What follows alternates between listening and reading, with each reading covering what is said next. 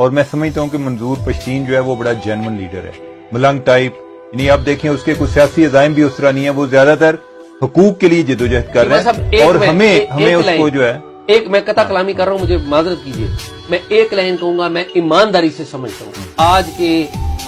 سیاسی منظر نامے میں نواز شریف صاحب نے کمپرومائز کیے ہیں،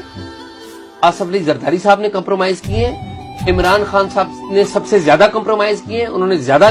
وہ کیا ہے، لوگوں میں نفرت زیادہ پھیلائی ہے۔ نواز شریف نے اور زرداری صاحب نے تو کچھ سیکھا بھی، عمران خان صاحب نے شاید کچھ اتنا سیکھا بھی نہیں، لیکن میں یہ کہوں گا آپ کو ذمہ داری سے، ان سب سے بڑا لیڈر منظور پشتین ہے، ان سب سے عمر میں کم اور ان سب میں زیادہ بڑا لیڈر ہے، اس لیے کہ اس نے لوگوں کو ساتھ لے کر چلا ہے، اس کا اسٹیٹ پہ کچھ نہیں تھا، کاروبار بڑے بڑے نہیں تھے، کاروبار ہونا جرم نہیں ہے لیکن آپ کی وہ کمزوری بن جاتے ہیں، اور انہوں نے لیکن اپنے علاقے کے لوگوں کو میرا ہے کہ شاید وہ سیاست میں بھی منظور پشتین ابھی تک اس لیے نہیں آیا، اس کو پتا ہے کہ سیاست میں بڑے کمپرومائز کرنے پڑتے ہیں، اس میں آپ کے پاس پاور بھی ہونی چاہیے تاکہ آپ اپنی کانسٹیچوئنسی کو مینٹین کر سکیں۔ تو میرا خیال ہے کہ جو وہ کر رہا ہے ہمیں اس کو انکریج کرنا چاہیے۔ ان دا مین وائل یہ جو پرچے والا سسٹم ہے یہ ختم نہیں ہوگا اتنی جلدی،